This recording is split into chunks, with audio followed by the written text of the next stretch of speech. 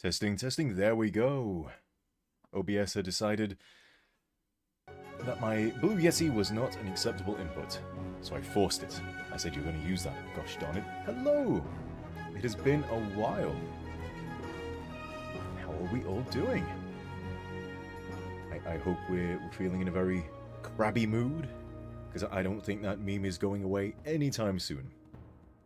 That was crazy, that charity stream.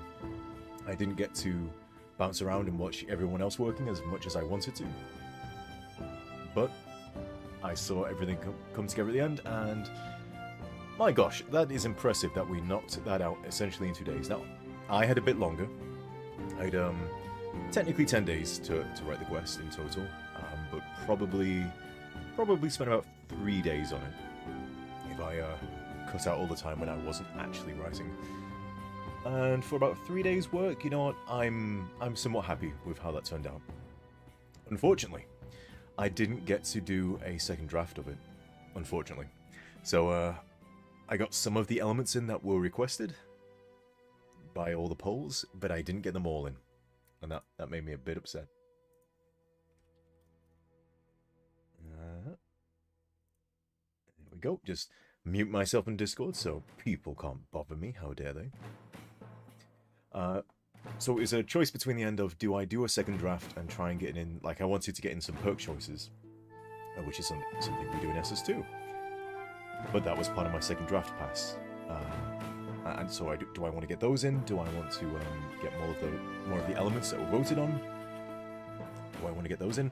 Or do we get the companion character? Because technically I was not meant to write Cabbage, but there were some last moment upsets and trials and tribulations, and we had to decide very quickly, do we cut the companion? Do we try and get the companion in? And we decided, you know what? We're going to try and get Cabbage in. So I was essentially writing him live, and a few hours before we actually started. So I think in the end it was probably a good idea to try and get Cabbage in. I mean, he would have still been there, but he wouldn't have been a companion, and that's not the same. But still, huge thumbs up and thank you to everyone who donated. That was crazy. I could be wrong, but I think we as a group, our little collective of modding team and all you awesome guys who donated, I think we got the most in terms of raw money put in out of all the groups who are currently contributing to Voice of Palooza. Now, someone might knock that out the park eventually, but even second or third place I would be happy with. Think we're still first for now. Don't know for sure. If anyone can pull up the website and check that, you can see if we're still in the lead. I don't know where it is. I know I saw it at some point. There was a board somewhere with the amount that everyone's donated, and we were number one for quite a while. So, well done. Fantastic. 3 grand more than last year, said Erica. That's crazy. Insane. I wonder how much we'll raise next year. I guess we'll see. But we're not here to do charity today. We're here to play Sim Settlements 2. Now, as we all know, there was a lovely update to Fallout 4, and it broke everything, because of course it did. It couldn't be a Fallout 4 update if it didn't break everything. So, I've tried downgrading, I've tried upgrading, I've tried everything in the middle, and I can't just get my game to behave, and I'm sorry to say that the save we are on, it's toast. It really is. Now, I've managed to get it so we can keep playing, but there might be crashes. So my plan is wrap up the quest we're on, which was the Raphael quest. Maybe try to wrap up any other side quests we've got going on. We'll see how long things stay stable. And then after that, I'm just going to have to start over. I'll start a new game off stream. I'll probably cheat my way back to where we were, and we'll pretend that things had just continued on from last time. It was seamless. Nothing's changed. Thankfully, we're not losing too much because I've not been doing a real playthrough. I've just been playing the quests and talking about them, so nothing too much lost. Undercover Hat says, thank you so much, Surik, for allowing us to insert some lines. It was a blast. Thankfully, you guys didn't come up with anything too crazy. I mean, Maximum Crab is pretty crazy. But it works, strangely. So I don't think you caused anything that is going to make people coming in blind who have no idea about any of the behind-the-scenes stuff, they're not going to be too confused by the render mines, I don't think. And considering that Cabbage now has a crab gauntlet that Niha very quickly made, because Gaff was like, hey, we need a crab weapon. So he went and changed the power fist into some sort of bizarre power crab claw thing. That I think he just did that in like an hour, probably less. So if that weapon seems like it isn't quite fully featured, that's why. It was knocked out in so little time just because Gaff demanded it. So well done, Niha. Kez says, you'll always be a charity case to us. Oh, thank you. That's very kind. That's touching. That means a lot to me. Thank you. Fallout 4 updates. Yes, they're not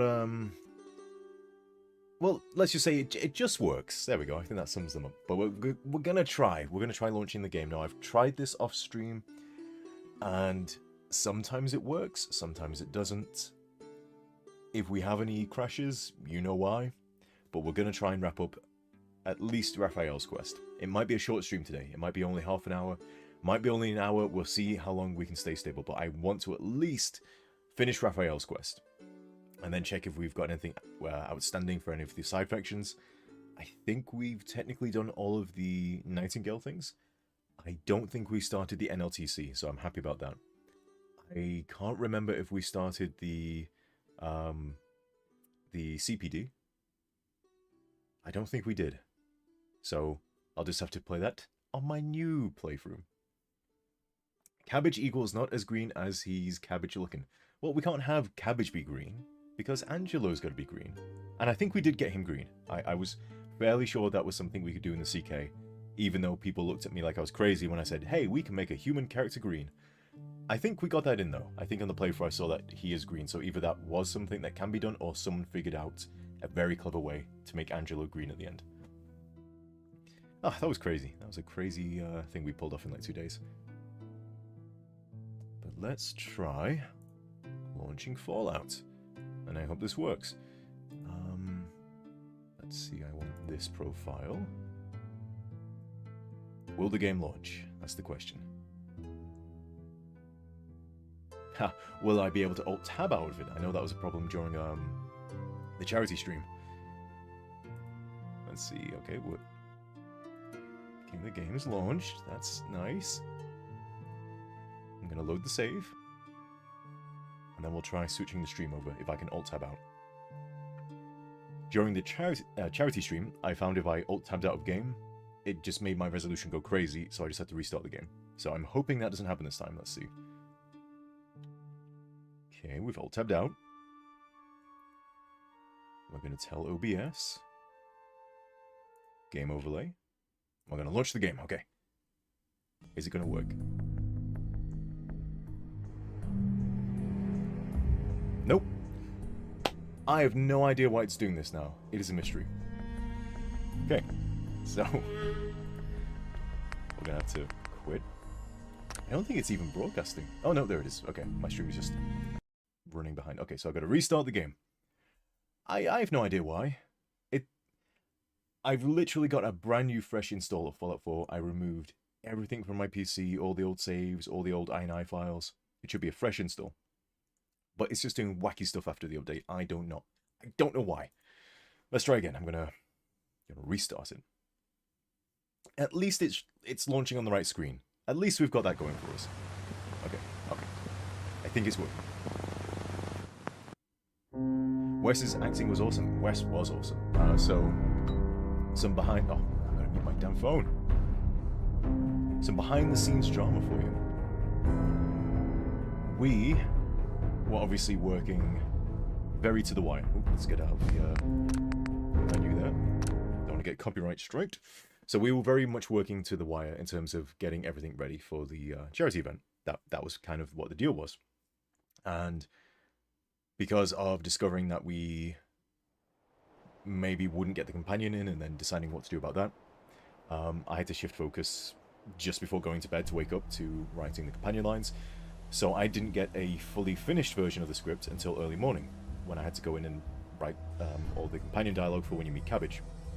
And because of that, we didn't get a finished script to Wes in advance. But we thought, that's fine, that's okay, we can just send it to him on the day, he'll pull it up on screen, and he can read it from the screen, and it'll be an up-to-date version. So we sent him an older version the day before, but with the caveat that this might change. Now, it turns out none of his dialogue changed. The only thing I changed was adding in Cabbage, and I might fix maybe 1 or 2 lines. But Wes held off on reviewing that because he likes to print out a script. He likes a physical copy when he reads his lines. We didn't know this, and so at the last minute we're sending him the script and he's like, oh, I gotta go print this out now and it's not working. We're like, oh, wait a minute, you printed out? Whoops, we should have sent this to you a lot sooner, because now you're having to mess around with printers and print out a script that we had not formatted to be printed out. So that's something new we learned. Wes likes to have a physical version of the script, but in spite of him not really reading it prior and doing it live with a cold read, he nailed it. I didn't even add any dialogue for the inflection of the lines, which is something I usually do in our scripts, so that the voice actors have all the information possible and all the context. But thankfully, because Cobus was live directing, he got Wes to give the performance we wanted, so he did a fantastic job. That was so fun, having him read crazy lines that I'd written just in a few days prior. That was a very surreal experience. Okay, are we going to crash? Sometimes when I move, it crashes here. Okay. I think we might get away with doing the Raphael quest. Kes says he did a fantastic job, even with the dumb lines. He really did. It was fun to watch him switch between Angelo and Crunch. We thought we'd have to do some post-processing to the Crunch voice, because he's a super mutant voice. Turns out, no. What Wes was doing, just by nature of him acting, good enough. We didn't need to do anything to it to make him sound any more super mutant-like.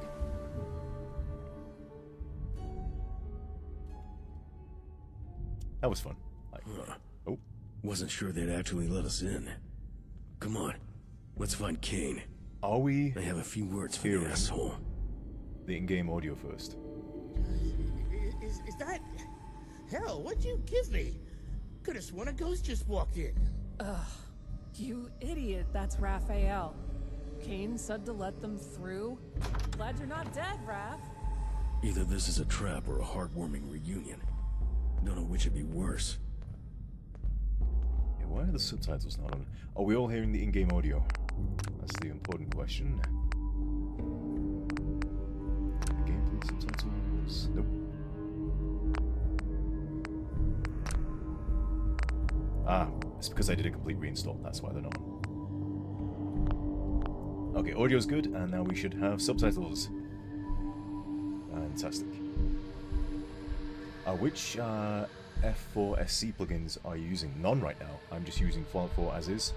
For some reason, no matter what version of the script extender I use, it just crashes the game. I cannot get it working for the life of me. The only thing I can think of is I just need to remove everything of Fallout 4 from my machine and try to do a reinstall at some point, but it's not really feasible at the moment, so we're running off a very cobbled together version of the game that seems to be working. We're just going to get as far into these quests as we can, and then for next week I'm going to do a complete reinstall. I'm just going to bite the bullet, remove everything from my system that's Fallout 4 related, and see if I can get everything working on the newest version of Fallout 4, which SS2 should work on. I think there's only a few minor bugs, and I think that's just how we're going to have to progress forward. So this save also has other mods I was using, but I can't use them anymore, so that's probably why there's some instability.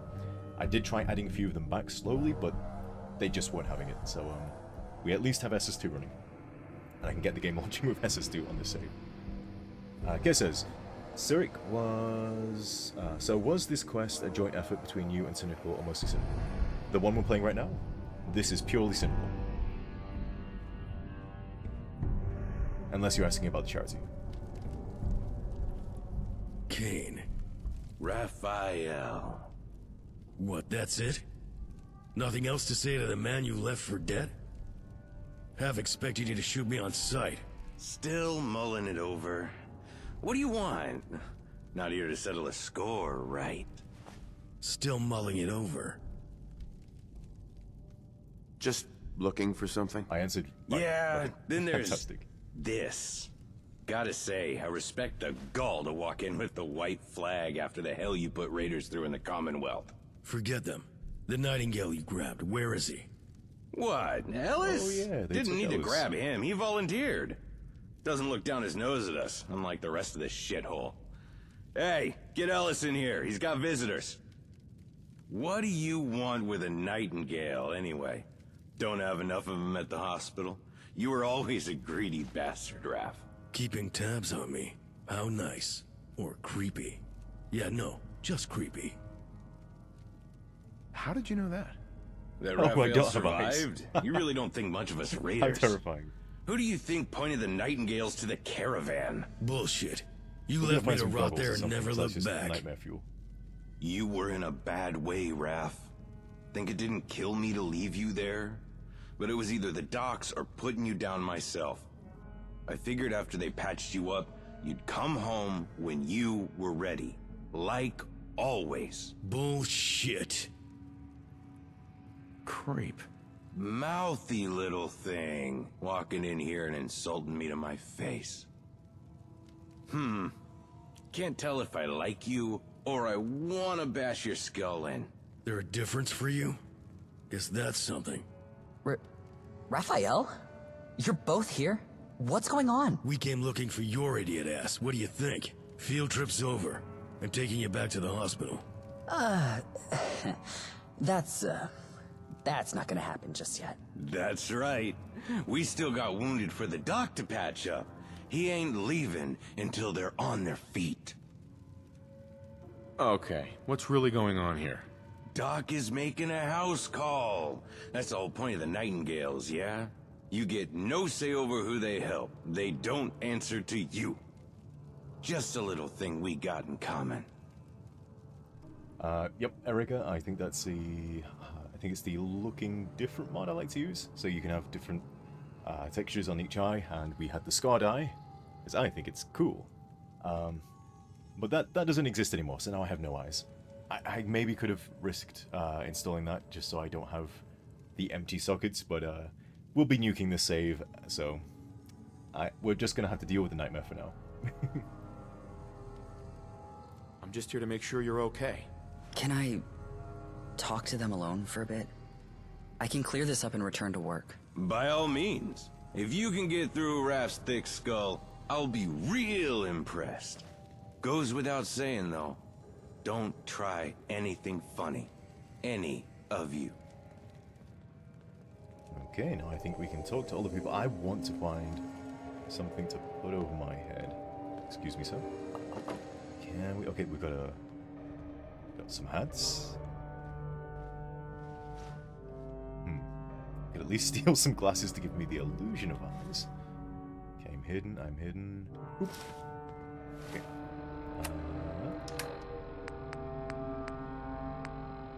Wait, where are they? There they are. There we are. Perfect. Perfect. No one can tell. No one can tell. I'm actually a nightmare creature from the Outer Realms. I'm just like you guys. I like Jet. I like having eyeballs. We are the same. Let's see what these guys gotta say. You okay, kid? Yeah, I'm fine, Raph. You're a fucking idiot. What the hell were you thinking? Next you'll follow a Yaogwai to its den. I knew you were bleeding hard, but I didn't think you were this stupid. Raphael, everything is going to be okay. Just breathe. Like we talked about, count to 5 on the inhale. I know how to fucking breathe, Ellis. Game music a bit loud. Okay, I shall turn that down. See, look, I've got eyes. You can't tell I don't. Don't question me. Are you alright? Yeah. Those are some I'm fine. beautiful eyes I've got. I just need to shoot something. Someone. Shit. Don't do anything stupid. Raphael, you're on the verge of a panic attack in full sight of your old friends, so just trust me and breathe, okay? Wouldn't be a problem if you hadn't come out here to play hero to a bunch of cutthroats. Why the hell did you? They have wounded, and I'm a nightingale. Everyone else is busy at the hospital, so I came. So why come out here? The messenger, the one that showed up at the hospital, he said Raphael was the one that told them to reach out to us, that we'd help. And you believed him? Of course not. You don't go far from the hospital, but you would have tried to stop me, and I know these people still mean something to you. Besides, it's not as if I snuck out without any word. When I asked Fiona, she allowed it. The hell she did. What did you do, wait until she was half dead from lack of sleep to ask? I'm sure you had good intentions. Please, don't talk down to me. I don't regret coming here. That said, there Ellis is a bit... asking for a smacked well, bottom. a bit of a problem. Kane doesn't know this yet, but I'm on the last of my supplies. If I ask, they'll get more, but the way they... well, the way they go about getting them... Is by raiding a caravan or the nearest town. Kid, this is exactly why you don't make house calls to raider gangs. Point stands. I can't leave until the last of the patients are treated, but I can't do that without more supplies. Are you in danger? So long as I'm treating them, no. They can be rough, but I've seen worse patients. To be honest, I think you and Raphael are in more danger than I am. Kid's not wrong. Kane's not dumb enough to pick a fight with the Nightingales. Everyone else, fair game. In any case, they trust me to treat them, and I'll need supplies in order to do so. Hopefully we can find a non-violent solution. What do you need? Thank you for... well, for humoring me. I just need some additional medical supplies and I can finish treating them. Yeah, unless Kane decides to keep you as an in-house medic. And did we all just forget the part about these guys being raiders? What do you think they're gonna do tomorrow? And the day after? We leave them alive, and they'll be torching towns before their wounds heal. Decisions. How much of a threat are they? Enough that we'll all regret leaving them standing. Just because he ain't shooting, doesn't mean Kane's afraid of you. He doesn't feel fear. Just doesn't. Never been right in the head. He doesn't give a shit who you are, what you do, or who he hurts. It took me a long time to figure that shit out. And the rest of these assholes, nothing but vermin with psycho. Raphael's sarcasm is thick enough to cut into slices. Says, okay, I'm gonna call you Me47. It might be Emmy47, but I'm going with Me47. Well, you can thank Cynical for that, because she wrote these quests, and if there's anything Cynical likes, it's some thick sarcasm. I don't know if I can settle this peacefully. There may not be an easy solution to this. I'm not going to try and convince you. You're not a Nightingale, and I don't expect you to want to help raiders. But it's what I'm here to do. You can help me, or you can... well, you know the options. I'm not ready to make a call yet. I'm just gonna take a look around. Yeah, just be careful. Kane's sizing you up too. I can tell. Start shooting and I'll back you. Just make sure you're ready. Kid, you pick the worst moments to show backbone. Let's You know that? turn Better... the music down, and then we're gonna save. Music. There we go. Turn voice up. I don't know why that's so low. And everything else seems fine. We'll make a nice hard save. than not having one, right? Let's survive this shit first, and then I'll make up my mind. Okay, now, I believe in this quest we can decide how to deal with these raiders, and I think there are a few options available to us, so let's investigate. Hey. Hey. These guys have got Excuse nothing me. to say to us. But I do think there are some raiders, I think these guys maybe. Let's see. Hey. Are you alright? You seem a little jumpy. What's it to you? I'm fine. Just fine. Don't bother with him. You think he's fucked up now? You should see him sober. Well, fuck you too. Gotta be hard to put up with your fucking voice. I think we're charismatic. We might pass this check. Let's see. You seem upset about something. Damn straight. Yeah.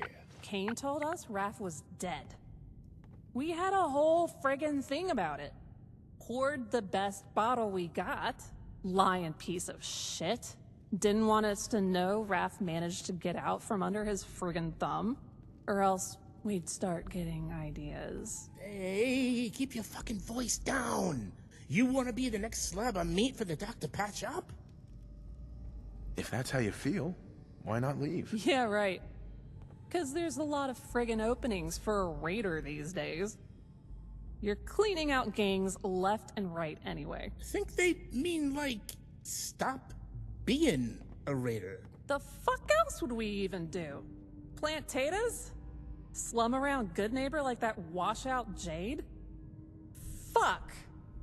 That's if Kane doesn't kill us for even thinking about it. Ah. Erica says, fun fact, the female raider is voiced by Vita Phoenix. I thought that voice sounded familiar. Who's the raider guy? Asks Can. We don't know. How could things be worse than this? I don't know. Wealth is getting all crowded lately. This shit used to be easy. Easier than plowing a friggin' field, that's for sure. Yeah, it used to be. If you got the guts to bash someone's skull in and take their shit, Ah, you're golden. male raider is now, Space Fiddler. everyone who in I their think has granny voiced quite is a few fighting characters for back. us. Still, Kane or no Kane, not like we'll be living all quiet like till retiring. Can we try and take over? Let's see. If anyone wants to live, time to take down your boss. Now. What? Oh, god damn, you're stupid. Kane, this one's out for blood. Oh, well, I guess we're not doing that route anymore. I mean, they are routes. It's fine. Although I am low in health. Oh, and game crashed. Okay. Let's try that again. I think we had a save not too before that, so I want to at least complete this quest before I consider this save just absolutely nuked and beyond any type of repair. I'm surprised it's actually working as well as it is. But at least now we get a second chance to maybe try and do this quest in a more peaceful way.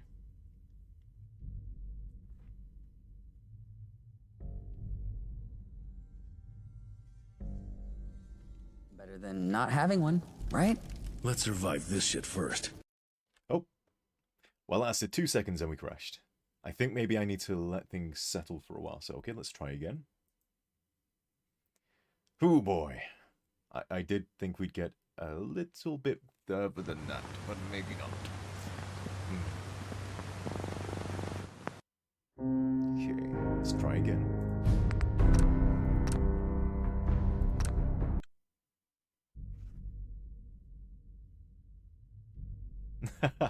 It's rigged. I'm just trying to pass the charisma save. Yes, that's right. Better than not having one, right? Okay, we're not gonna Let's survive this shit first, Gonna listen to and these then guys I'll for a make bit. up my mind. Gotta do what I gotta do. Let things load. And now I'm going to try moving my mouse. Okay.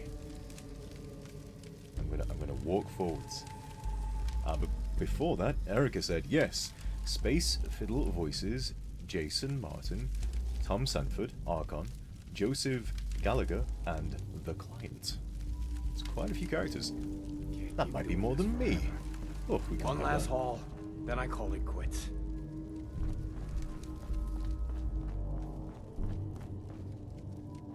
Okay. Let's maybe talk to Kane. I think he's over there.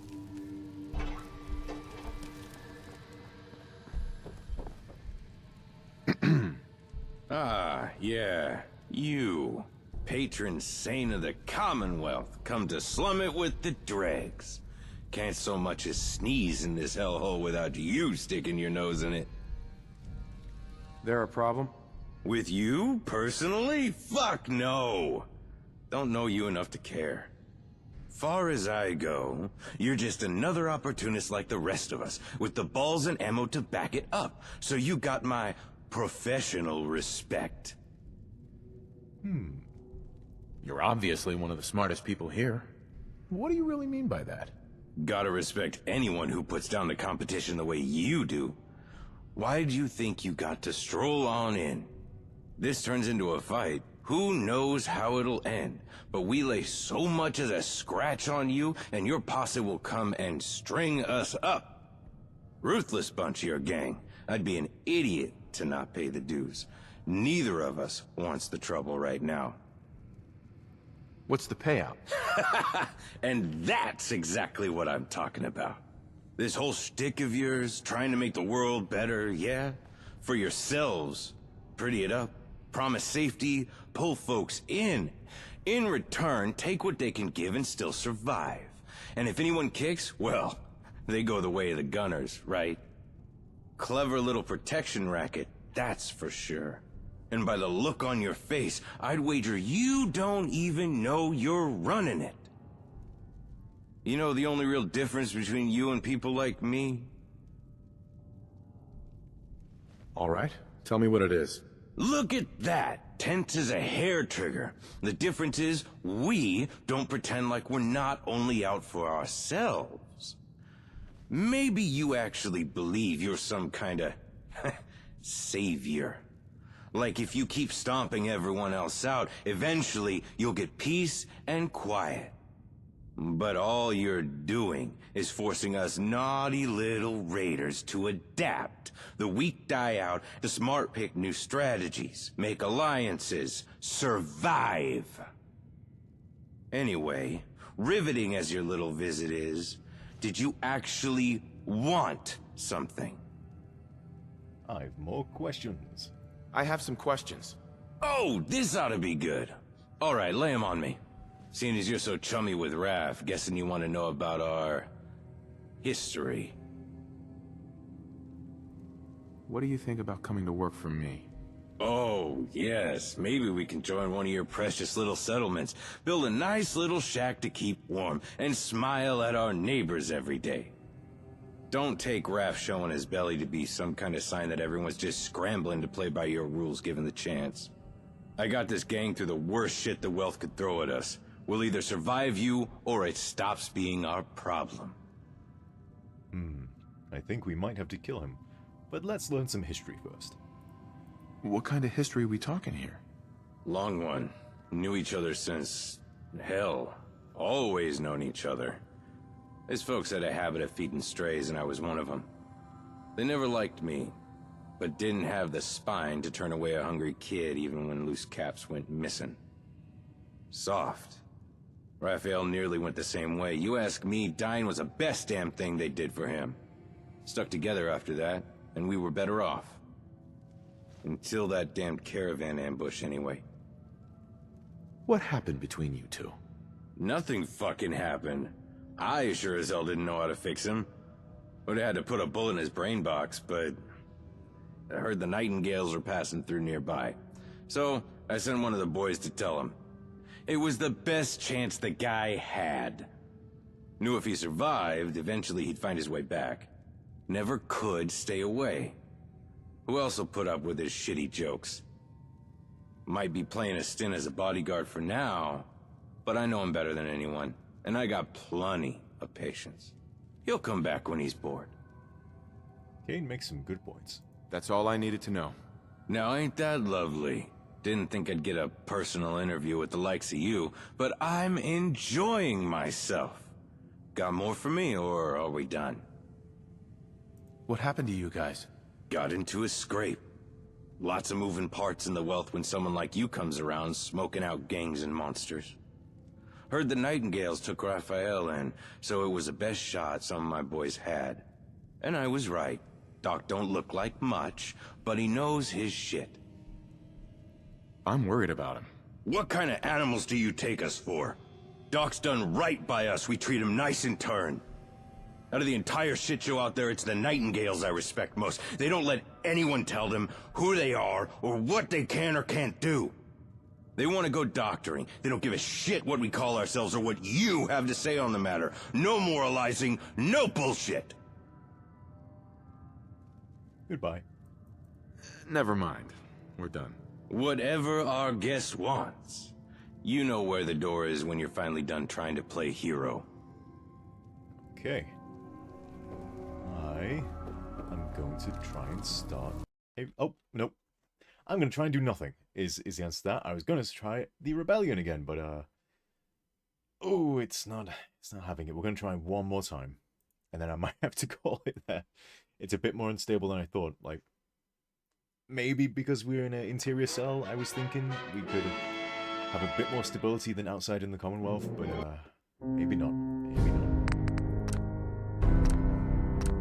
Okay, I'm gonna talk to Kane again, just so we scratch that off. And I'm gonna save immediately, and then I'm gonna talk to those other raiders. Better than not having one, Okay, right? Wait a few seconds. Let's survive this shit first, and then I'll make up my mind. Okay, textures have loaded. I don't think it likes me moving after I talk to someone. Keep telling them we're running low on supply. Okay, so we're gonna quick save. Need to take more risks. Hi. Ah, yeah. You. Patron saint of the common. Toki toki. Easy. Oh. Yeah? Why is that? Got her. Ruth. Uh-huh. Do people really think that bad? Do people really think that badly of us? Mm-hmm. What's the payout? This right. Don't compare yourself to me. Uh-huh. Blah blah blah blah blah blah. What happened to you guys? I'm worried about him. What kind of animal? Sure.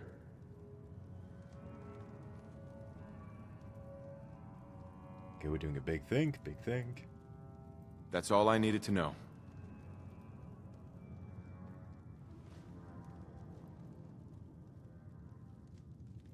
Never mind. We're done. Whatever. Okay, I'm gonna stay still for a couple of seconds. We're gonna do a save. Okay. Yep, this is just like playing on an Xbox. I actually have a mod installed that makes it crash randomly for no reason, just so we can have the Xbox experience. Okay. Gonna try talking to those raiders.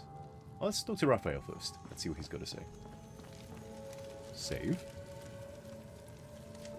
Talk to Hey. Raphael. So, now what? There has to be some other way to deal with them. Something less drastic. You gotta be shitting me.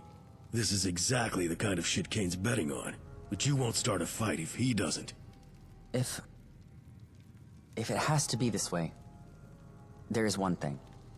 I've been talking to some of them. They're, not all happy with Kane. Some of them blame him for the last fight going so badly. Others are just scared of him. And there's a few that still remember what happened with Raphael. I'll be sure to send them some thank you notes in a fruit basket.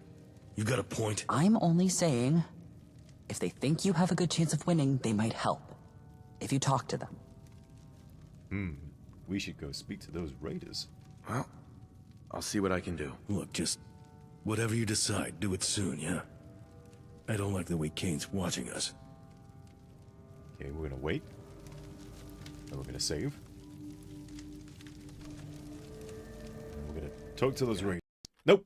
Nope! How dare I try and talk to those raiders? But we have a save. We have a save. Man, this is... Oh, this is painful.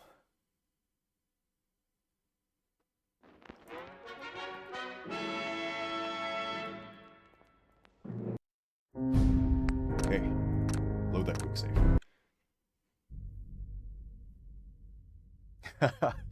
Todd's powers are on a next level. They truly are. Nice guy, though.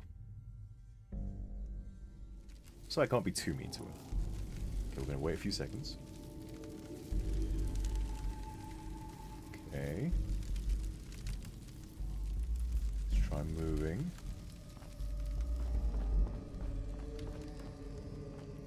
Let's talk to our raider friends. Always figured Raphael was too Quick save. stubborn to stay in a grave. Hey, Like a ghost? you seem up... Damn straight. Okay. Sure. Lying piece of... Hey, If that's how you feel... Yeah, right. I think they mean like... The fuck? Okay. Hopefully we can pass, and if not, hopefully we don't crash when combat starts. Let's see. Undercover Hat says, you've had a conversation with Todd? I've met Todd. I shook his hand and had a picture with him. He was very nice. And we spoke very briefly about our current project, which is the Bard's College, out soon, and some of the plans that we have for Starfield. But that's confidential. I can't talk about that. Ha ha ha. If anyone wants to live, time to take down your boss. Now! Oh, so Yay. it's like that, is it? Yeah, I'm not dumb enough to go down with Kane. Yeah, I'm all for offing Kane instead of, you know, dying. Right. Yeah, let's do this. I'll round up a couple of the others, all quiet like. First blood's yours. Shut up, you friggin' junkie. Okay, He wait ain't a few ghost. seconds. Save. Okay, now I think if we start shooting, maybe we got to talk to Raphael, let him know what's going on. Let's see. Oh, crash. Good job we saved, Erica. We're going to finish this quest. Gosh darn it, we are finishing it. We're not giving up until it's done. F5 is my new best friend. Unless I save whilst we're crashing, and then F5 is not my best friend. I wonder what's causing it. Maybe after every conversation, something just happens that means crash.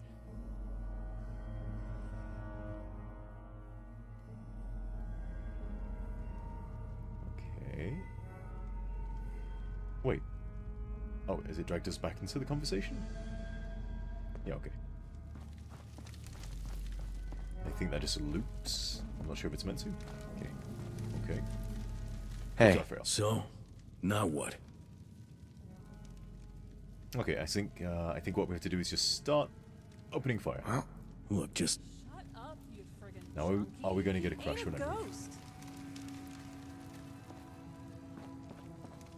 Okay, no. Let's go kill Kane. Yep.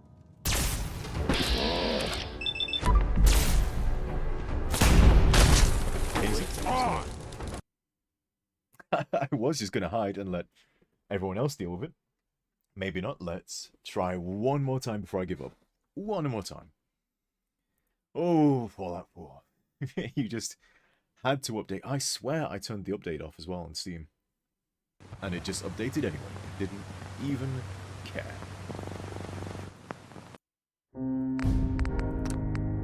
Okay. We're just gonna go up to Kane, kill him, and then just not move, and hopefully everyone else can take care of the raiders. That's my plan.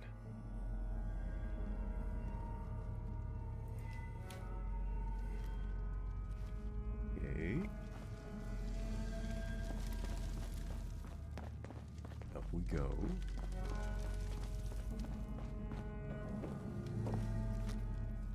Hell yeah! Shut up, you friggin' junkie. Nope. Okay, I think once combat starts, that's gonna cause crash. I wanted to finish the. I mean, we could finish the quest maybe in a peaceful way. Okay, I'm gonna try cheating. I'm gonna start the combat. Then I'm gonna console kill everybody. Did I try the full rim resaver tool, as in the clean save, if we've seen multiples in this? I have not tried that. That is not a tool I know about. But I shall look into it for next time, but I think we were already having issues with this save. And after all this stuff, I think it's kind of... the best thing to do is just start a new save and just cheat my way back up to here. We won't lose too much progress outside of some settlements, but I can just make some city plans, cheat to get them to where I need to be, and we should be able to get to where we are. I just wanted to finish this quest, because otherwise we have to do all the Nightingale stuff again, and so on.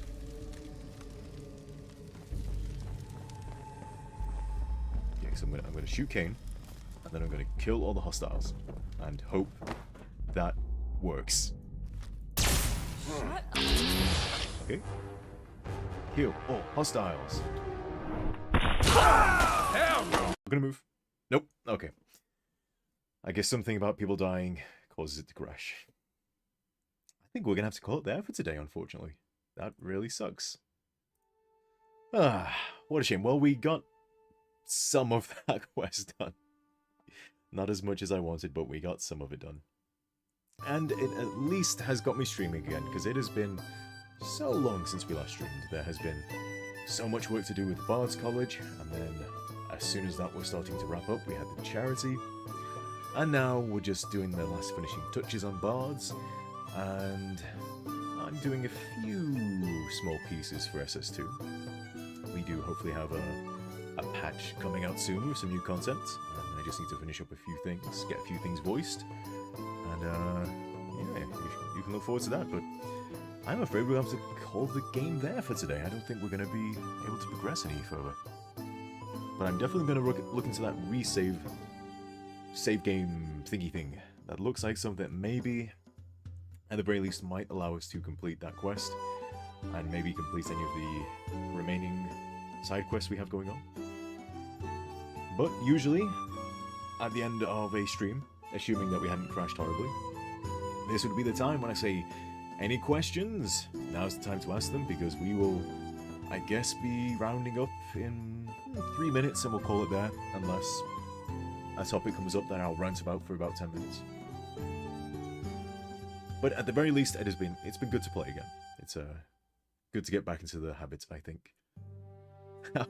we'll always have the crabs, that's right. Of course, I'm a lobster man myself. I am for the Lobster Rebellion. That's the side I'm on. The crabs are okay, but you just can't do better than the lobsters, I'm afraid. They are the true kings of the crustaceans. Because they're so tasty. After 8 weeks, it's good to have me back. It's good to be back, Kez. It's always a pain when I realize, oh, I've got to stream again, and I forgot about it. But then I start doing it, and it's fine, and it's fun. Outside of random crashes. But we know why. It's because of the Fallout 4 update. I'm honestly surprised it even let me launch the game, because as we saw when we were trying to start at the beginning, and I alt-tabbed out the game and went back in, for some reason now it's doing this weird crazy thing which stretches the whole screen out. I don't know why it does that, but that's a new fun thing we got to deal with.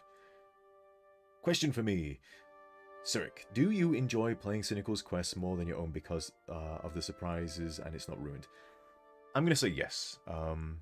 So obviously when I play the stuff I've written, I know pretty much how everything goes, because I wrote it.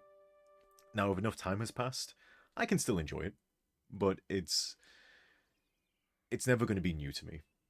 Cynical stuff, usually we have editing meetings, so Cynical will write it, we'll have a meeting, we'll do sort of a fake playthrough where one of us plays the character and the other person reads out the NPC lines. So I do technically know these quests, but only having a meeting where we go over them once or twice, I can kind of forget about them. And so when I finally get in game and I hear all the voices and get to play for everything, it's kind of new to me. So it's definitely more interesting to play the side quests that I wasn't directly involved in than my own. So, good question. Question for me from Matthew. How did you get into writing for Fallout specifically? When did you start doing it for Bethesda games? So I joined the SS2 team 5-6 years ago now, and I initially joined to do some voiceover for the Commonwealth Rising expansion, I think, or maybe it was Conqueror first. It was one or the other, and I enjoyed working for the SS2 stuff. It was I guess it wasn't SS2 yet, maybe it was still SS1, but I enjoyed working with the team. With the small amount I'd actually interacted with them, they seemed quite professional. And I could see that, hey, this is something cool they're working on. So I asked, I think I was talking to Gaff, and I said, hey, really cool doing voices for you, because this was the stage when Gaff was still directly involved with getting voice actors in and stuff before he was crazy busy. He was only slightly crazy busy at that point. And I asked, is there anything else that needs doing on the team? And he asked, like, well, what can you do? And I threw out a bunch of things I had experience in doing. One of those things was writing. Although my writing experience at that point was very minimal. The most I'd done was a few scripts for theatre plays. Mostly my experience was in improving dialogue. So I hadn't actually written any major stories, but I had improved other people's work in trying to make their characters sound more natural when they speak. And so I was given the task of trying to overhaul a quest that had been written but had been had been rejected because it didn't match the base game well enough. And so I was given a task of, can I rewrite this to make it sound like base game? I did it, Gaff was impressed enough, and so I was brought on to initially be an assistant to the at the time lead writer, who was Son of Soul Reaver. Then I became co-lead writer with him, and then he left after a few months, so I became the main lead writer. So that's what got me into writing. It was SS2, and I learnt a lot by doing the initial drafts of the first few quests. There was a lot of trial and error. Thankfully, I had a lot of experience playing the BioWare games, and apparently I'd been paying enough attention to them that I could learn lessons from them just by remembering them. But as the years have passed, I like to think I've become better at it, so that's how I started writing for Bethesda games, and that's also how I started writing in general. Started for SS2, and then started doing stuff for King Gaff Creations. And we've done East Empire, and now soon we'll be releasing the Bard's College. Outside of that, the only other projects I've done in terms of writing are a rewrite project for the game Baldur's Gate Siege of Dragonspear, which is a add-on that was released for the original Baldur's Gates, the remix of those, but I didn't like it. I thought the writing was, no offense to the writer, dog water. It was just awful. But there are assets there that I think are something you can play with, and so one of my goals is to completely rewrite that entire mini DLC. I'm not sure what you'd call it. It's a weird thing. It kind of takes place in between Baldur's Gate 1 and 2. And so a side project I have that hopefully one day I'll finish is rewriting that. So I've not actually written all that much, but SS2, there's a lot of writing, so I have been writing for a long time, but just not a lot of things. I hope that answered your question. Kez, other than her horrific death, tell us about Jake's mother. I have to remember what I wrote down in the notes for her. I think Jake gets much of his personality from his mother, rather than his father. From his father, he gets his technical expertise, but from his mother, he got most of his personality, including his sense of humor. Off the top of my head, that's all I remember. Like, she's not a fleshed out character. I don't think I've even given her a name, because it's not necessary. Now, if I ever wrote like journal entries for Jake where he mentions her, I would have to think more about the character. But so far, she's plot. She is notes. That is the most I have for her character, unfortunately. So I can't tell you too much about her, other than there are elements about Jake that I have decided come from her.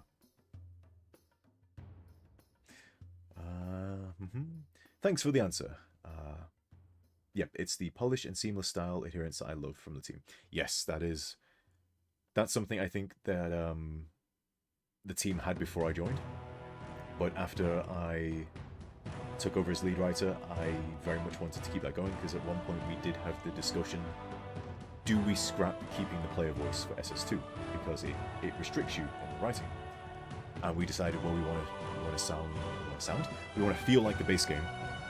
And so we very much want to try to keep as much of a feel as possible. So we have to keep things like the player voice, we have to keep things like the tone of the game. There are plenty of things that were handed in by other writers who wrote like subtler characters that we said no to, because it strayed too far away from what felt like base game. So the biggest compliment I think we ever get is when people are playing SS2 for the first time, they don't know what is base game content and SS2 content. That means we did a good job, so good for us. Another question. Do you recommend playing Starfield? Haha. Do I personally? It depends what you enjoy. If you enjoy Bethesda games in general, and you want to play a Bethesda-themed space game, and you don't care about things like a very gripping narrative, which I think we can all fairly say that Bethesda tends to not do main stories that sort of are the best ever. They do competent stories that the rest of the game can kind of be built around. Tends to be how Bethesda games go, because we always get sidetracked to want to do side quests and go see what the factions are doing rather than the main story. And I think Starfield is quite true to that. Do I personally recommend playing Starfield? I'm going to say no. I know this is crazy because we're going to be hopefully working on it in the future, but the story for me personally did not grip me, and I'm a very story person. I need story, I need good characters, and if I have those, I can play a game that's got like terrible mechanics. I can play a game that has terrible like balance and combat and all that stuff. Case in point, the game Alpha Protocol. I'd highly recommend that if you love crazy good stories. The mechanics in that game in terms of the combat are when I first played it, I accidentally played a character build that was like the best character build, and I did that by accident. And so I didn't have too bad of an experience with the game combat. But apparently if you play with anything other than pistols and stealth, you're going to have a bad time. And even playing with that build, the game was still very clunky in terms of the combat. But the story and the characters and the narrative were so good, I didn't care. And I can go play that game. I could play it now and be happy. It's so good. So for me, the story, the characters, and I guess the world, like the narrative of the world, the lore and all that stuff, if it's good enough, I can excuse a lot of things. But if it isn't, then I'm not interested. It doesn't even matter how good the gameplay is. A bad story and bad characters, that's enough for me to be like, nope, I'm not. However, we do have Shattered Space coming in. And if there's one thing we have noticed Bethesda likes to do, is they tend to do a better job of things like story in their DLCs. Case in point, Far Harbor. I think almost everyone says Far Harbor, far better story than the base game. So, fingers crossed we have a similar thing with Shattered Space, where it's like, oh, great, like now that they finished the game, they can look at it, realize, okay, these are the things we need to improve upon. They've had some feedback from the audience. So maybe Shattered Space will be more what we wanted from Starfield.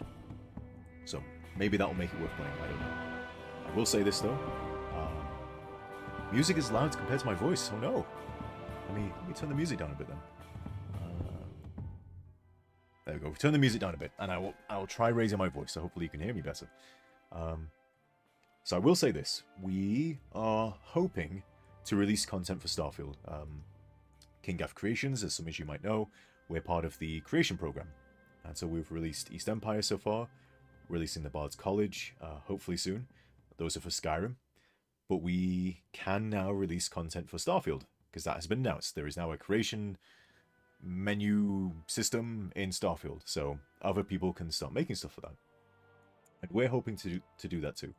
There's a few things we need before we can start. Like we need to make sure we can do what we plan to do, is the thing first, and we don't know if we can yet. So we need to decide upon that. Can we pull off what our visions are, and do we have what we need to do it? But if we do decide that, yep, we can do it, we have some big plans that, personally, I think would make maybe Starfield worth playing, from my point of view. But again, my point of view is someone who likes characters, story, and a world that brings you in. I want to make Starfield feel like the beginning of Mass Effect. When I played that for the first... I didn't play Mass Effect when it was released. I thought, no way BioWare can do a good sci-fi. Not going to happen. So I didn't play it for like a year or two. Until Mass Effect 2 was announced. And then I thought, okay, I guess I'll go play the first Mass Effect. And my god, I was so drawn into that game right away. It sets the atmosphere up so well that I was like, I'm all in. I cannot believe I've not played this. It's a brand new IP, it's a brand new universe, and yet I'm sucked in. There is so much I want to know and learn about this world. I want to do that for Starfield. I want people to play it, and if you didn't feel that feeling the first time you played, because I didn't personally, I want to replicate that feeling for people, and that's going to be my goal with any creation stuff we make for Starfield. It's going to be very story driven, because that's what we do. We make story, we make characters. I want to bring that into Starfield, and I want you guys to have that feeling of, I want to know more, and also I want it to feel like it's your story, which I didn't feel for Starfield. I didn't feel like the Dragonborn in Skyrim. Like, That is my story. I am the Dragonborn. I didn't feel like a person in this world. I felt like the Starborn could be just anyone, and I didn't like that. But yeah, that's my rambling about that. Erica says, since you are a voice actor, would you perhaps consider having super chats for charity someday? I would be all for that. Do you mean like joining Gaff on one of his things where we have a charity thing and people donate and we do the silly voices and things? I'd be happy to do that. I do a fair few voices in SS2 for those who may not know. I think probably you all know though. And so I think I would be quite willing to do that. But I'd say maybe bring on some other voice actors to back me up, because I don't know how entertaining I will be all by myself. Music is loud compared to your voice. I think I've already read that one, Matthew. I think I've turned the music down. Let me know if it's still a bit too high, and I'll turn it down some more. Ba-bum. Tan says, okay, I'll take your word on it. I mean, you can watch some playthroughs of it. You can see if it interests you. It just didn't work for me. It's a case of everything I wanted to do, the game was trying to force me to do the opposite. And so I immediately felt very disconnected from it. I like to be immersed in things, so if a game doesn't grab me, if I don't feel like I'm part of that world as I'm playing, it's lost me almost immediately, and I'm not interested in playing after that. It got to... So if anyone who's played Starfield, at a certain point, you are told you have to join a group. And I said, no, I don't want to join this group. And the game said, we don't care. You're joining them, and you're doing all these things, and that's what ruined Starfield for me. I didn't have the freedom to say no to something. And you don't even have to actually give me that freedom. You just need to give me the illusion, but I didn't even have that. And so that made me feel very, very... can't think of the word. Like, very, very disappointed, I think. Sim outposts. Maybe. The outpost system I know is something that Gaff has expressed interest in, but I think we have to... I think we're going to wait to see what happens to the game before we commit to anything too crazy on, like, doing a sim settlement style outpost system. But, you know, it's on the cards. I'm not going to say no, but I'm also not going to say that yes, we're definitely going to do that. Boom. So hold off on Starfield until Gaff has some creations out. Yes, absolutely. If we get our creations out, we're going to make Starfield the game that we want to play. Because I'm going to say Gaff likes the game a lot more in terms of the mechanics, because he's a mechanics guy, I think. So he's very excited in what we can do in that area. But I'm a story guy, so that's going to be always my main focus. I don't feel I know enough about the world yet to, you know, come in and write an SS2 level story. So I'm really hoping the wiki gets updated soon with just random information I can go in and research. For example, maybe someone who's played will know this. I don't know what the rules are in terms of faster than light travel when it comes to something like communication. So depending on the sci-fi setting and how realistic they're going, sometimes they just say communication, it happens instantly. It doesn't matter where you are in the universe, you can talk to someone on the other side of the universe. Now, I think that's how Starfield handles it, but I've never seen any dialogue in any quests or anywhere that indicate that there is maybe something like communication lag. So if you're on a planet in the same system, maybe it's going to take a few minutes for any kind of signal to reach another planet in that system. If you're in a completely different system, does that mean there's now no communication with a different system? So you're like, you're in the Sol system where Earth is, and you jump to one of the other solar systems. Can you communicate between them now? I don't know. I don't know if there's an answer to it. I think you just can, and Bethesda didn't really think about it. But if there is that traditional sci-fi thing of there's now like a lag to the communication, to me that's interesting, and I think there's so many fun story things we can do with that. But I don't know what the technology in the universe is in terms of communication. I don't know if anyone even mentions it anywhere, or if there's like a terminal entry about it. So I need the wiki, because I need to look stuff like that up for me to write a coherent story. And I mean, I've been watching playthroughs, but there's the difference between a new IP and something like Fallout that, you know, we've had how many games and how many years to play and absorb all the information about how that world works. Starfield's still kind of new to me, so I need to... Or maybe I can just grab someone at Bethesda and be like, hey, you're my Bethesda guy, and I'm just going to poke you anytime I have a question about the world. Because I need to know these things before I can write good stuff for it. Erica says, Cyric and Jeff Wong, our voice of Berman, so we can get some wiser Berman going on. I'd be for that. That'll be fun. Khan says, yeah, I'm not a big fan. Can't say... I mean, there's definitely elements of Starfield that intrigue me. They often just didn't go the way I wanted them to. But there's still things there that I think we could do interesting stuff with. Or maybe that Bethesda will do interesting stuff with Shattered Space.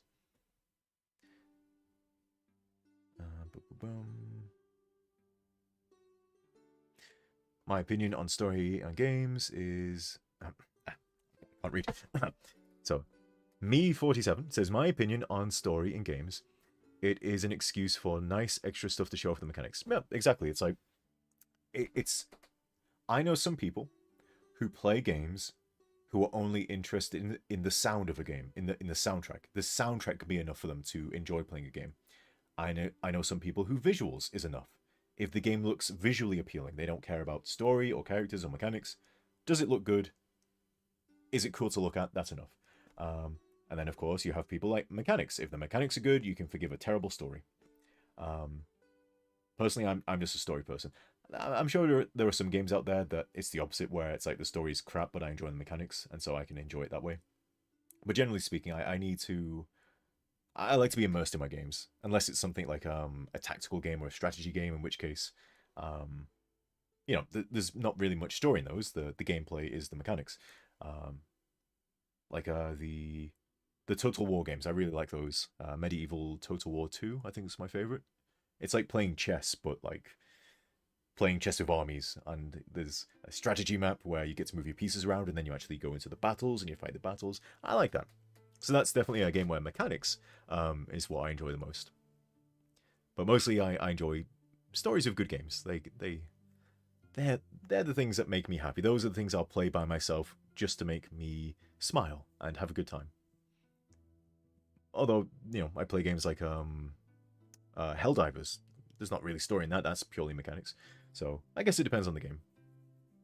But generally speaking, I'd say story and characters and immersion are what drags me into a game. Anything in the game showcase that strikes my fancy? The new Doom game looks kind of cool. Although I've yet to even play Doom Eternal. I think I've got a copy of it. I've just not played it yet. But I do like the new take on the Doom franchise. I think I played the old games when they were out, and I played Doom, the remake Doom. I forget what that one's called now, and that was fun. And then the new Dooms are kind of a throwback to the old Doom, but with a new way of playing them, and I think they did a fantastic job. Those are just fun games to play. So I'm looking forward to that. I'll tell you what I'm not looking forward to. I am not looking forward to that new Dragon Age game. That just, I don't know who they were targeting with that trailer. But that is not Dragon Age.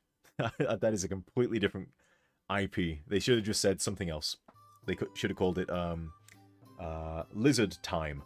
And people would have said, oh, that new game looks interesting. But it is not Dragon Age, so I'm definitely not looking forward to that. What else? There was another game that looked interesting to me. I can't remember now. I didn't actually watch too much of it. I've only seen some of the catch-ups that people did afterwards. But there's definitely another game. I'll have to think on it. But there were some good-looking games this year. Better than last year, I thought. Have you seen the follow-up gameplay? Many people were thrown off by that. For the Dragon Age, I've seen... Yeah, I saw the where they're in the big city and there's that floaty thing. I will say I've not really liked the Dragon Age games since the first one. So, I've looked into this as to why it might be. Apparently, every Dragon Age game after the first... So you have the first one, you have the second one, you have the third one, and now you have this one. I forget what it's called. Something God. Veil God? No? I forget what it's called. Apparently, every Dragon Age game has had a different lead director in terms of the person who is in charge of creating the vision of the entire game. And that really does explain why every game feels different. So, I loved Origins. I played 2 and was immediately disappointed. I was excited for 2 because I loved Origins. But 2, like, I got a tiny bit into that when it was released, and I played the demo, and immediately I didn't feel good about it. I bought it when it came out, and just was not impressed. And then a few years later, I went back and got near to the end in it, but still, it was very different. It's just a very different feeling game. I think, again, if you called it something else, I probably would be a lot more receptive to it. Dragon Age 3 Inquisition, I hear good things about. I have a copy of it ready to play one day. Apparently, it's not as bad as 2, I've heard. So maybe I'll give that one a go someday. But even 3, I think it's a different vision from... It feels like a different world. The tone of it, I think, is very different from something like Origins. And now this new one, they're going in a completely even... It felt very Borderlands to me. And I've never been too big into the Borderland game. It's a bit too wacky, a bit too over the top. And that can work sometimes. But I think just the mix of the Borderland games, it didn't grab me, unfortunately. So yeah, even after watching the gameplay for the Dragon Age game, it felt not very Dragon Age Origins, which the Dragon Age franchise hasn't felt like that for like decades at this point. I don't. Maybe it'll be good. I'll give it a go. By that I mean I'll watch someone else play it and then decide will I buy it. But I'm thinking probably no. I think sadly the Dragon Age franchise, it's not for me anymore. I'm an old man who likes my old man games, and it's a hip new game for the hip kids, and I'm not a hip kid anymore. Kez says, I haven't made up my mind about the Dragon Age either. Only really excited for the Age... Oh, the Age of Mythology! Yes! So, Age of Mythology, for those who don't know, is a fantasy take on like the Age of Empire games, where instead it has sort of the gods from, like, I think it had the Egyptian gods, it had like the Norse gods, the Greek gods, I think. Did I say that? I can't remember. A bunch of different gods, and you'd... there was like a story you could play through, and then just also you could play like a campaign on like multiplayer against friends. I loved the Age of Mythology games, so they're making a remake of that, and it looks to be very faithful. It's just the old game but updated. So yes, thank you for reminding me about that. I am excited about that. And yes, I am a grumpy old man. I like my old games that I understand and feel comfortable to me. I don't like these new-fangled games for the youngsters. Although, judging by, unfortunately, how many layoffs the game industry is doing at the moment, maybe these new youngster games aren't selling quite as much as they should be anyway. Maybe we should go back to the old games, yes. Actually, so here's my solution to that issue. I think games have become too generalized.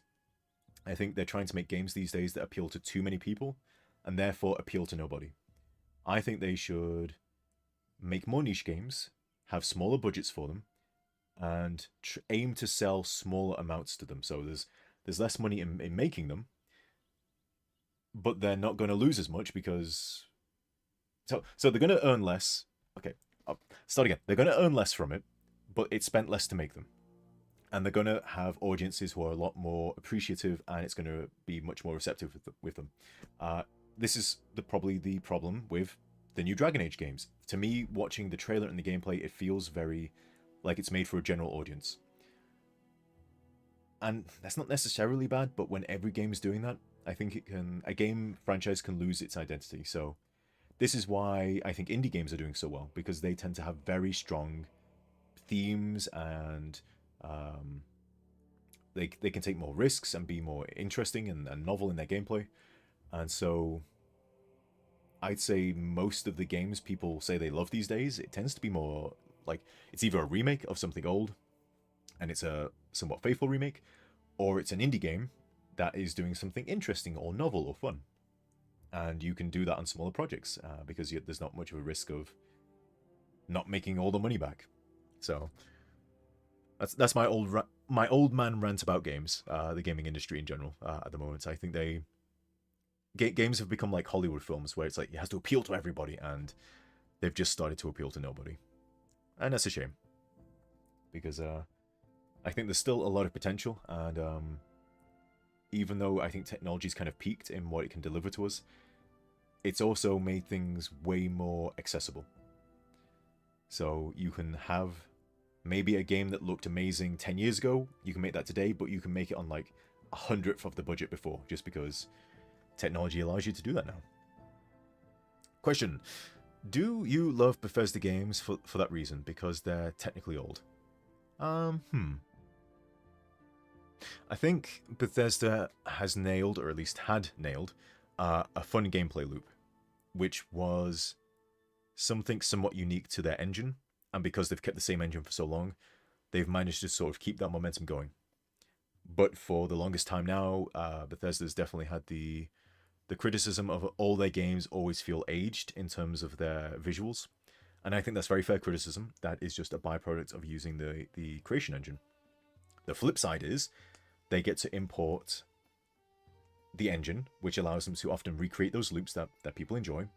I think they perfected that loop in Fallout 4 in terms of the exploration, the looting, the fighting. Like, it's just a beautiful loop of gameplay there that I always enjoy playing whenever I decide to do a playthrough of Fallout 4, again, outside of messing around on stream. And Skyrim has it to a degree, but they definitely I think, almost perfected it in Fallout 4. Starfield, unfortunately, they stripped out too many elements of that loop, and it suffered for it. I don't know how you do it in Starfield. Maybe you could never do it. But maybe I think they should have focused more on trying to keep that. But I think that's why, in general, I enjoy Bethesda games, because that loop of gameplay has been kept for so long, and they can do it because they've kept the same engine going. So that's one of the perks of using that engine for so long. But obviously, downside is graphics. They may be unstable. It can't, like, I'm super impressed of what they've managed to make the creation kit do for Starfield. Some of the things I've seen behind the scenes is absolutely crazy in the creation kit. But when you compare it to something like the Unreal Engine, yeah, the Unreal Engine can blast out the water, just in terms of capability and flexibility. There are often things I want the creation engine to do when I design a quest, and I'm just told we just can't do that. We have something in the Bard's College coming up that I designed knowing that we probably can't do this in the creation engine, but SAG and GAF, they made it work. It's more clunky than it should be. It doesn't play out quite as perfectly as you could if you had an engine with more control over. But in an interesting way, it's also kind of a... It's also a... What would the word be? Sorry if you hear my dogs as well, they're outside barking. It's also a testament to how crazy a thing you can do with the creation engine that it is not designed to do. And you guys probably won't even notice it when you play the Bard's College. You'll think it's just, oh, this is easy to set up. I'm not going to ruin what it is. I'll ruin it once we release the Bard's College, and I'll point it out and be like, this was such a pain to set up, and doesn't really play out the way I envisioned it, but it's as good as we could do, and it somehow works. I don't know how it works, but it does. Downside to that particular thing is we cannot change it. Once we release that thing, we are never going to touch again, because even to update it slightly would probably break everything, which, good old quirk of the creation kit. But I hope I answered your question though with my rambling. But I will be wrapping up soon, so any more questions you want to get in, now's the time. I think we'll call it in 10 minutes, maybe less, unless any more questions come in. But I gotta say, it has been absolutely lovely streaming again. It's easy to fall out of a habit, so it's good to reinforce them again. Can asks, what is your favorite Elder Scrolls game? I mean, in general, it's probably Skyrim, because that's just fun to play. In terms of giving a certain feeling, like intrigue is probably the best word. I'm gonna say Morrowind. Morrowind really, when I played that for the first time when I was young, that was weird. Like I felt like I was in a different world. It had an interesting setup. It had an interesting world to explore, that I could just like go around and like interact with almost anything in the world and kind of pick it up and put it in my pocket. That was kind of cool. That left an impression on me. So yeah, Skyrim for playing around and having fun in. Morrowind in terms of it just did something. That game had a very interesting personality, and that stuck with me for some reason. Like, I've not replayed it in a long time, but like when I think about it, I have very vivid memories of it. So it definitely left an impression. Pushing the limits reminds me of the train mod. Yeah, that was crazy. So there's a mod out there, if people don't know about it, where you're on a train that's moving, in quotations, along a rail. But as far as I know, no, it isn't. It's actually the environment that's moving past the train. So the train is stationary, but like magic witchcraft is done to make it seem like it is. It's just madness. Like, the CK is not designed to do that. And yet, there it is. And it's kind of working. And if you don't look too deeply, it appears to be what you think it is. But it really isn't. And the CK is not designed to do that. But that it was even pulled off to that degree. Yeah, you can do some wacky stuff in the CK if you're very inventive and very, very smart. We're seeing some Morrowind love in the chat.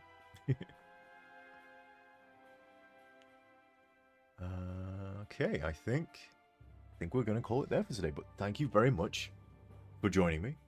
I'm going to try to... I'm going to try to fix that save just so we can finish off the Raphael quest. And then probably what I'm going to do is play... Well, I'll cheat using the cheat holotape to get back to where we were in SS2 and get some settlements going behind the scenes. And then hopefully we can pick up the story roughly where we left off next time. But before then, I will answer one last question from Erica that got snuck in there. Erica says, oh, wait, maybe it isn't a question. Let's read it. So excited to play Bard's College. Is there perhaps a loadout and race you'd recommend? I'll be playing Skyrim for the first time. Well, if you're playing Skyrim for the first time, everyone tends to play the stealth archer. So you have to be sneaky, and you have to use a bow and arrow.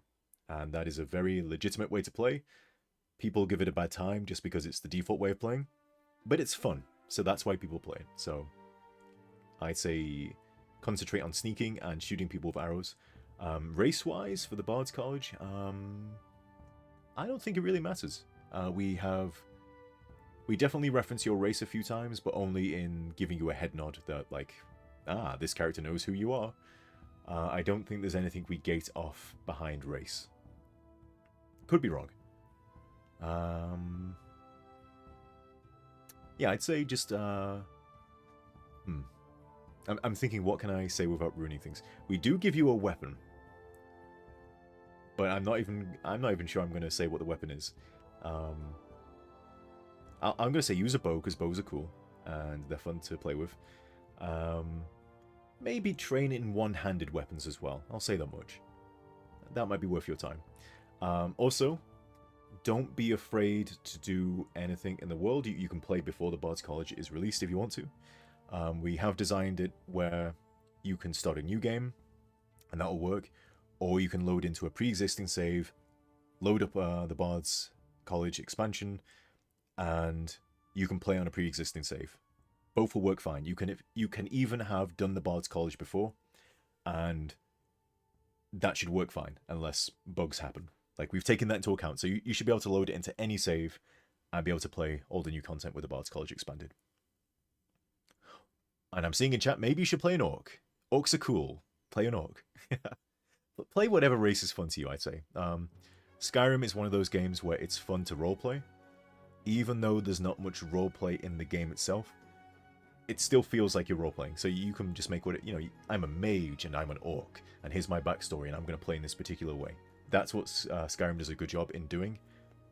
Not through any story or quest, but just in terms of how the game's designed. It's I think that's why you can replay that game so many times in different ways each time, and it always feels as if it's almost a new playthrough. This is a new character, and I'm going to play this character this way. It's just one of those games. That's something Bethesda does very well. They often create a really good world where you can just go in, create your character in your mind, and then kind of roleplay them in that world. And usually it feels good. Maybe not in Starfield as much. But we'll fix that, don't you worry. Erica says, I feel I should go with my Scandinavian roots and play a Nord, but... I mean, Nord, I think, is the Canon race of the Dragonborn. So you can play Nord. I think I've played the game as Nord. I think I've played it as an Orc. I think I've played it as a Breton. I've played it as a Dark Elf. I think they're all the main. Maybe an Argonian once. Maybe. But if ever I play it and like, this is my proper playthrough, this is the official playthrough of Skyrim, I tend to go Nord. Because yeah, Nord is like, that's the default race, and everyone in the base game will recognize that you're a Nord, and it's in Skyrim, so it kind of makes sense that you play someone native to Skyrim. But whatever works for your headcanon, whatever feels fun to you, I'd say that's what you should go with. But we're going to call it there for now, so thank you very much for joining me. We will be attempting to stream next week, unless something comes up, which it might do. But considering that will mean I streamed for 1 week and then stopped immediately after, I'm going to try not to do that. I'm going to try next week. So do look out for me. Thank you very much for joining. Hopefully we get SS2 working next time, but until then, goodbye.